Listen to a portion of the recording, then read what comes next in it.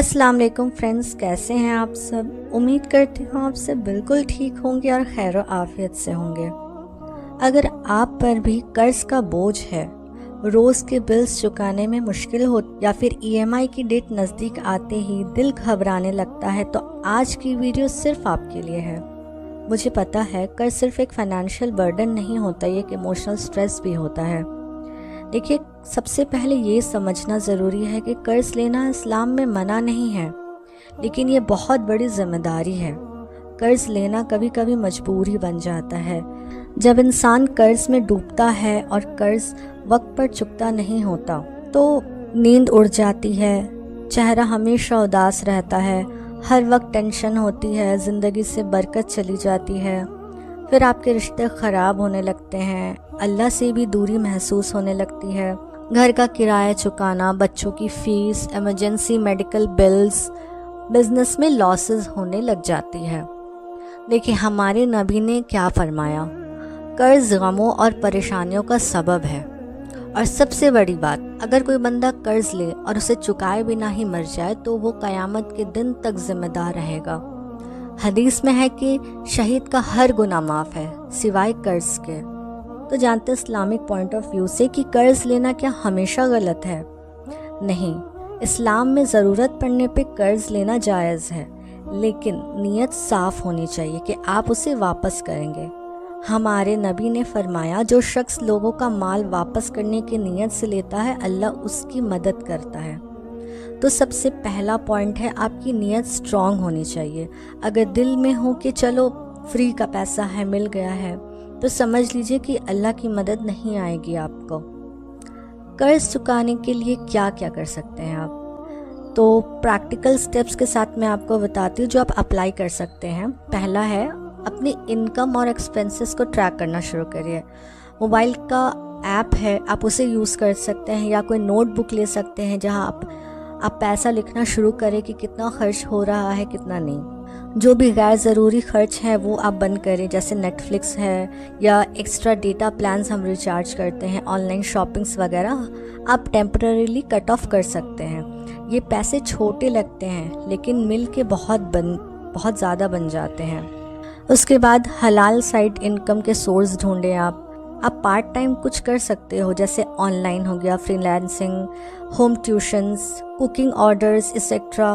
कर्ज उतारने के लिए कुछ एक्स्ट्रा तो करना पड़ेगा ना। और फिर आप हर रात अल्लाह से माफ़ी और मदद मांगें। तहज्जुद में उठकर सिर्फ 2 रकात पढ़ें और दिल से अल्लाह से कहें, या अल्लाह मैं कमज़ोर हूँ, मुझे इस बोझ से निकाल दे। कर्ज से निजात पाने की एक बहुत ही पावरफुल दुआ है और बहुत ऑथेंटिक है, जो हदीस से साबित है। तो और सबसे इम्पॉर्टेंट पार्ट ये है कि ये हमारे रसूल सल्लल्लाहु अलैहि वसल्लम ने हमें सिखाई है कि कर्ज से निजात पाने की दुआ क्या है। अल्लाहुम्मा अक्फिनी बिहलालिका अन हरामिका व अगनी बिफज़ालिका आमना सिवाका। आप इसे हर फ़र्ज़ नमाज के बाद 11 मरतबा पढ़ें। दुआ करते वक्त अपने कर्ज का जिक्र भी करें, अल्लाह से ताल्लुक़ के साथ मांगें। यकीन करें, अगर आप इस दुआ को दिल से पढ़ेंगे तो अल्लाह आपको ऐसे रास्ते से मदद देगा जो आपने कभी सोचा नहीं होगा। कभी कभी क्या होता है ना कि कई बार हम दुआ भी करते हैं, मेहनत भी, लेकिन फिर भी पैसा नहीं आता। क्यों? कुछ वजह ये भी हो सकती हैं, घर में हराम इनकम का आना। सोच के देखिए ज़रा, जैसे लॉटरी हो गया या इंटरेस्ट के पैसे हैं, किसी का हक मारना, अब वो चाहे माल हो या जज्बात। ज़कात अदा नहीं करना इस वजह से भी होता है। अल्लाह से असलियत में दूरी होना, अपने पेरेंट्स से बद्दुआ लेना। तो सबसे पहले इन्हें सॉल्व करें, फिर दुआ और अमल दोनों असर करेगा। कुछ अमल जो कर्ज को ख़त्म करते हैं वो मैं आपको बताती हूँ। सबसे पहला, या वहाब का वजीफ़ा करें। रोज़ 100 मरतबा या वहाबो पढ़ें, इसमें अल्लाह का नाम है जो देने वाला है। उसके बाद दूसरा, 1000 बार अस्तगफार डेली। उसके बाद 1000 बार अस्तगफिरुल्लाह करें डेली। रिस्क के रास्ते खुलते हैं इससे। आजमाए हुए तरीके हैं, मैं खुद आपको बता रही हूँ क्योंकि मैंने भी आजमाया है कि अस्तगफिरुल्लाह से काफ़ी काम है। मैंने अपने पिछले वीडियो में भी अस्तगफिरुल्लाह पर ایک بہت ہی لمبا ویڈیو بنایا ہے جس کے اتنے سارے فائدے ہیں نا، آپ کے سارے بند کام جو بھی ہیں وہ شروع ہو جاتے ہیں، یا جو راستے آپ کے بند ہو چکے ہیں نا وہ کھلنے لگ جاتے ہیں۔ صدقہ دینا یہ آپ کو روزانہ کرنا چاہیے، چاہے آپ 1 روپے ہو یا 1 روٹی کا ٹکڑا ہو، اللہ خود فارم میں ریٹرن کرتا ہے اور جتنے بھی آپ کے قرض ہیں سب جلدی چکا دیتا ہے۔ چوتھا ہے سورہ واقعہ، یہ روز پڑھنا چاہیے رات کو۔ سورہ واقعہ پڑھنے سے رزق میں بڑھوتری ہوتی ہے، یعنی کہ رزق کا بڑا ذریعہ کھلتا ہے۔ آپ اسے ہر رات پڑھیں، آپ کو آرام ملے گا۔ دعا کرتے وقت کچھ غلطیاں بھی ہیں جو ہم کرتے ہیں، جیسے صرف زبان سے دعا کرنا، دل سے نہیں۔ ہم بس زبان سے اللہ سے دعا مانگ لیتے، یا اللہ مجھے یہ دے دے، مجھے وہ دے دے، مجھے ایسی پرابلم ہے، اللہ مجھے یہ چاہیے۔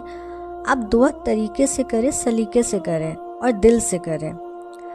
حلال حرام کا فرق اگنور نہ کریں۔ کبھی کبھی ہم سمجھ رہے ہوتے کہ یہ کام حرام ہے، پھر بھی ہم کرتے کہ چلو کر لیتے ہیں، بعد میں ہم معافی مانگ لیں گے اللہ سے، تو ایسے نہیں ہوتا، اللہ ناراض ہوتا ہے۔ سب کچھ صرف اللہ پر چھوڑ دینا اور ایفرٹ نہیں کرنا۔ تو یاد رکھیں کہ توکل کا مطلب ہوتا ہے محنت اور اللہ پہ بھروسہ دونوں، کہ اگر آپ اللہ پہ توکل رکھ رہے ہیں تو آپ کو محنت بھی کرنی ہوگی۔ آپ ہاتھ پر ہاتھ رکھ کے نہیں بیٹھ سکتے کہ اللہ سب کچھ کر کے دے دے گا، آپ کو خود محنت کرنی ہے، اور آپ کے محنت کو دیکھ کر اللہ آپ کو نوازتا ہے۔ اس کے بعد ہے کہ اگر سپوز کہ آپ کا قرض چکتا ہو گیا تو قرض سے نکلنے کے بعد کیا کرنا چاہیے؟ سب سے پہلے شکر اور صدقہ کریں۔ جب اللہ نکال لے تو صدقہ دو، کسی اور کی مدد کرو۔ گھمنڈ نہ کریں میں نکل گیا اب سب ٹھیک ہو گیا، تو یہ ایٹیٹیوڈ نہیں ہونا چاہیے، کیونکہ جو آپ کو اچھے وقت میں مشکل وقت سے نکال سکتا ہے وہ آپ کو دوبارہ بھی مشکل وقت میں ڈال سکتا ہے۔ تو اس لیے اللہ کو کبھی بھی تکبر پسند نہیں۔ ہر چیز کو پلان کر کے نہ خریدیں، ٹھیک ہے؟ جتنا ہو سکے سمپل زندگی گزاریں، دعائیں جاری رکھیں۔ دعا صرف تنگی میں نہیں، آرام میں بھی ضروری ہے۔ جب آپ کو آرام ہو، آپ کی زندگی اچھے سے گزر رہی ہو، تو بھی آپ اللہ سے دعا کریں۔ اپنی لائف سٹائل کو کبھی بھی شو آف نہ کریں، شو آف سے دور رکھیں، کیونکہ شو آف پہلے تو نظر لگتی ہے کوئی بھی چیز کو دکھاوا کرنے سے، اور اللہ کو بھی شو آف کرنا بالکل پسند نہیں ہے۔ دوسروں کو یہ طریقہ بتاؤ، تو آپ کو کیا پتہ کہ ہو سکتا ہے آپ کے بتانے سے کسی کی زندگی بدل جائے اور اس سے آپ کو ثواب ملے۔ تو میں آپ سب سے کہنا چاہتی ہوں کہ اگر آپ اس وقت قرض میں ڈوبے ہو تو ہمت مت ہارو۔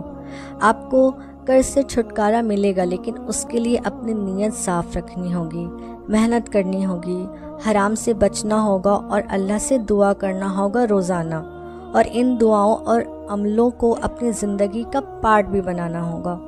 انشاءاللہ ایک دن آئے گا جب آپ خود کہیں گے کہ الحمدللہ قرض بھی چک گیا، سکون بھی مل گیا، ٹھیک ہے؟ تو اب ملتے ہیں اگلی ویڈیو میں۔ اگر آپ کو یہ ویڈیو پسند آئی ہو تو پلیز لائک کریں اور کامنٹ ضرور کریں، اور کسی ایسے کو ضرور شیئر کریں جن کو موٹیویشن کی ضرورت ہے، یا پھر آپ کو لگتا ہے جنہیں شیئر کرنے سے ان کی کچھ مدد ہوگی، ٹھیک ہے؟ تب تک کے لیے اپنا خیال رکھیں، اللہ حافظ۔